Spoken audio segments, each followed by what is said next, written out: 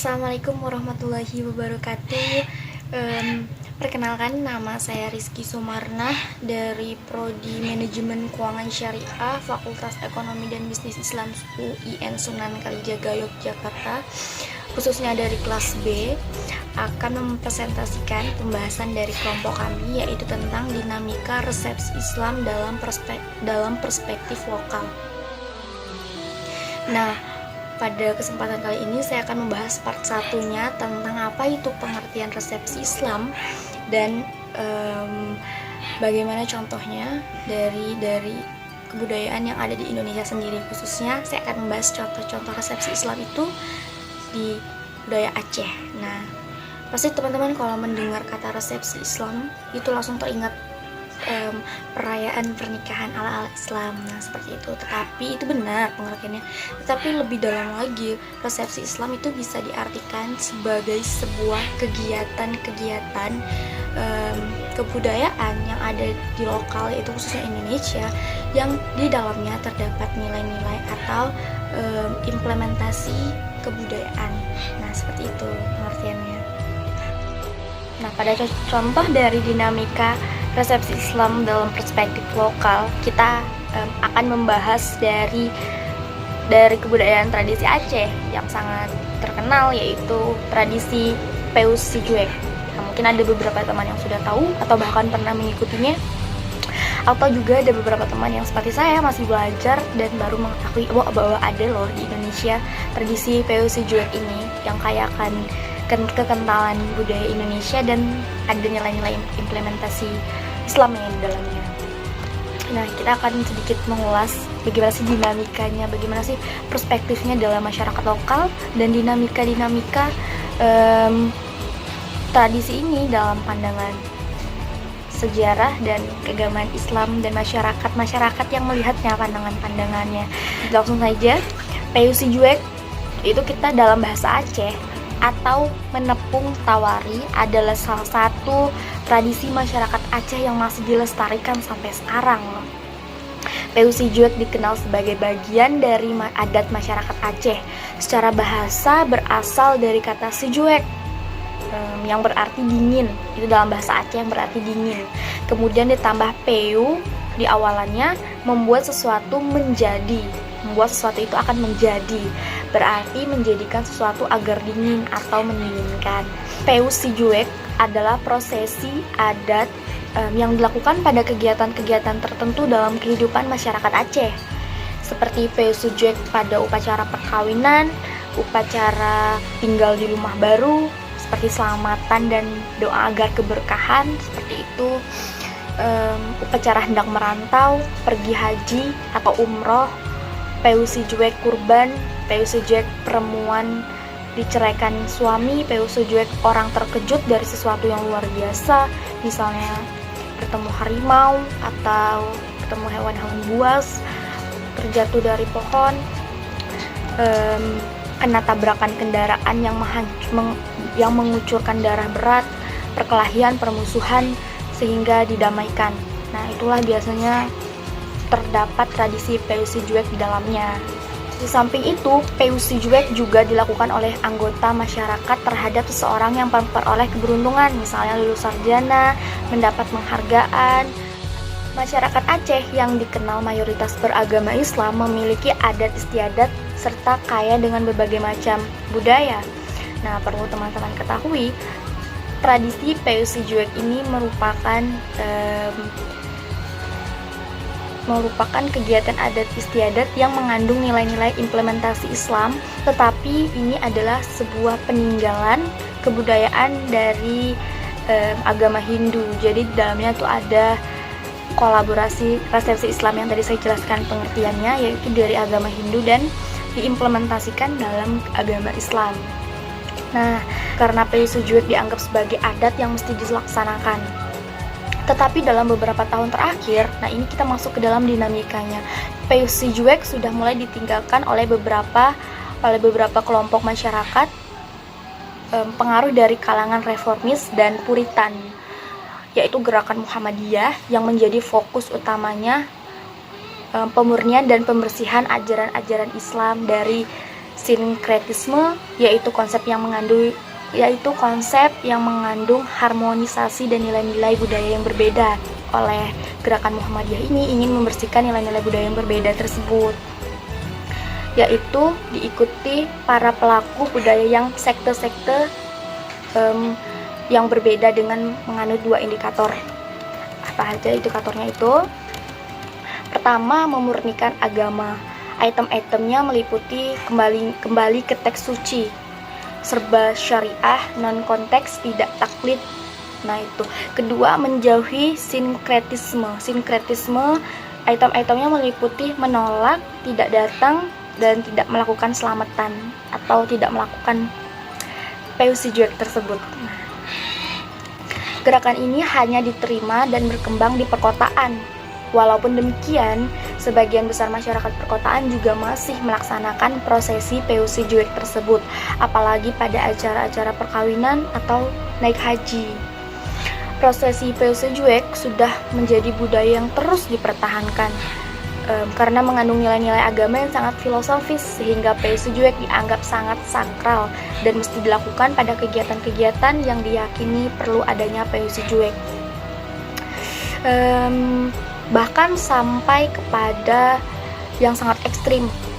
Nah, ini dinamika, kita masuk benar-benar ke dinamikanya dari yang kita lihat adanya pergeseran akibat kemajuan pemikiran reformis. Nah, ada juga yang sangat ekstrim dalam mengamalkan atau menjalankan tradisi PUC ini. PUC dianggap amalan agama yang tidak boleh ditinggalkan. Bila meninggalkan akan ditimpa musibah atau tidak ada keberkatan dalam menjalankan kegiatannya. Di samping itu, sebagian masyarakat Aceh yang kebanyakan merupakan kelompok reformis dan sebagian akademisi kampus sangat menentang prosesi PUC tersebut. Menurut mereka, PUC merupakan perbuatan bid'ah yang tidak pernah dikerjakan oleh Rasulullah SAW. Mengerjakannya adalah sia-sia dalam PUC tersebut. Biasanya pada prosesi PUC ini dilakukan oleh orang yang sudah tua atau dipandang memiliki kelebihan dalam masyarakat, seperti seorang tengku atau ustadz ya, atau umi cik atau ustazah, wanita yang sudah tua yang menguasai ilmu agama. Hanya orang-orang yang melakukan PUC tersebut biasanya yang memahami tujuan dan doa-doa yang dibacakan pada PUC. Tidak ada pengkaderan orang yang melakukan PUC tersebut. Dan semakin hari, semakin sulit dicari orang yang paham betul cara PUC dan mengetahui makna-makna simbolis dari PUC. Terdapat 3 unsur penting dari PUC. Pertama, bahan yang digunakan dari dedaunan, rerumputan, padi, tepung, air, nasi ketan, dan tumpoe. Kedua, yaitu gerakan yang dilakukan pada saat di PUC. Ketiga, doa yang dibacakan menurut acara PUC. Dan keempat, teumutue atau pemberian uang. Nah, bahan-bahan yang dilakukan dalam prosesi PUC ini juga mengandung makna-makna filosofis yang diimplementasikan dalam kehidupan atau nilai-nilai Islam. Nah, bahan yang sering digunakan antara lain yang pertama dedaunan dan rerumputan, melambangkan keharmonisan, keindahan, dan kerukunan, dan diikat menjadi satu lambang dari kekuatan. Dan yang kedua yaitu beras dan padi, melambangkan kesuburan dan ketenangan. Nasi ketan sebagai pelekat lambang persaudaraan. Gerakan-gerakan pada saat prosesi PUC sangat unik loh. Nah, gerakan-gerakan ini hampir menyerupai gerakan pada saat pemujaan-pemujaan dalam agama Hindu. Tapi gerakan ini hanya mengikuti arah memercikan air dari kiri ke kanan dan dari kanan ke kiri sesekali disilang. Banyak tengku berpendapat bahwa adanya kesamaan ritual PUC dengan praktik pemujaan dalam agama Hindu bukan berarti bahwa PUC tersebut adalah ritual agama Hindu, karena ritual itu sendiri sangat berbeda baik dari segi tujuan, cara, dan isi dari PUC tersebut. Hanya part-part itu saja yang mirip, tetapi secara keseluruhan itu berbeda. Menurut tengku di sana seperti itu. Doa-doa yang dibacakan pada saat PU Sijuek merupakan doa-doa keselamatan baik dalam bahasa Arab maupun bahasa Aceh. Nah, doa-doanya seperti meminta keselamatan, kedamaian, dan kemudahan rezeki dari Allah Subhanahu wa Ta'ala. Dan yang terakhir yaitu adanya teumetuek atau pemberian uang dilakukan setelah semua prosesi PU Sijuek selesai. Biasanya yang melakukan PU Sijuek memberikan amplop berisi uang dan diikuti kerabat-kerabat juga memberi uang kepada yang di PU Sijuekan. Ini biasanya terjadi pada PU Sijuek perkawinan, calon jamaah haji, dan khitanan atau sunatan. Akhir kita akan membahas tentang nilai-nilai Islam dalam PU Sijuek. Tadi kita sudah membahas tentang dalam perspektif adat bakpo teumuruhom hukum bak syiah wala. Dari falsafah hidup masyarakat Aceh tersebut secara jelas dapat dipahami bahwa masyarakat Aceh sejak dulu telah memiliki pedoman dan pegangan yang kuat dalam menjalankan adat istiadat dan agama secara sekaligus. Maka tidak mustahil bila dalam pelaksanaan upacara-upacara adat, unsur agama merupakan menjadi bagian terpenting, sehingga Islam masuk ke semua sendi budaya masyarakat termasuk dalam upacara PU Sijuek ini. Yang mana PU Sijuek merupakan salah satu contoh asimilasi Islam dan budaya lokal di Indonesia. PU Sijuek merupakan produk budaya atau Islam budaya yang bagi sebagian masyarakat telah menganggap dan menjadikan bagian dari Islam. Kelompok reformis Islam yang diwakili oleh Muhammadiyah sangat menolak tradisi PU Sijuek ini seperti saya sampaikan di muka tadi. Karena menurut mereka posisi PU Sijuek tersebut mengandung unsur syirik dan tidak ada dalilnya di dalam Al-Quran maupun hadis, serta tidak dipraktikkan juga oleh para sahabat, tabi'i, dan tabi'in. Meskipun demikian, ulama di Aceh memperbolehkan dan tetap masih mempertahankan PU Sijuek tersebut. Ada yang membolehkan dengan mengungkapkan dalil-dalil dari kitab kuning berdasarkan perbuatan Rasulullah SAW. Diriwayatkan bahwa Rasulullah SAW pernah memercikan air ketika Ali dan Fatimah menikah. Riwayat lain juga dikatakan bahwa Rasulullah pernah mendoakan cucu-cucu beliau, Hasan dan Husain, dengan percikan air. Kutipan itu berasal dari informasi dari teku-teku dalam pengajian. Sebagian yang lain juga memberikan alasan diperbolehkan karena perbuatan PU Sijuek tersebut intinya adalah berdoa dan tidak ada unsur-unsur syirik dengan bahan-bahan yang digunakan dalam upacara PU Sijuek tersebut. Karena niat dan prosesi tersebut dianggap masih aman-aman saja untuk menyampaikan doa. Tetap berdoa kepada Allah Subhanahu wa Ta'ala, cuman caranya yang berbeda seperti itu.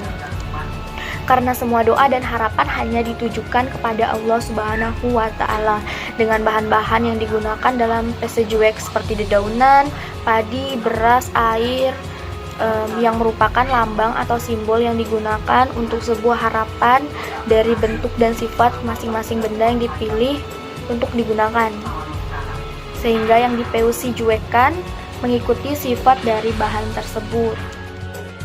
Jadi dalam penjelasan saya intinya mungkin amat mustahil ya kita harus menghilangkan semua adat tradisi yang ada di Indonesia yang menurut perspektif kita itu tidak benar, mengandung syirik dan sebagainya. Wallahu a'lam bishawab.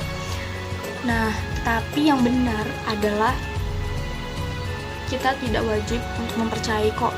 Tidak ada yang menyuruh kita untuk mempercayai kebudayaan adat istiadat tradisi di Indonesia.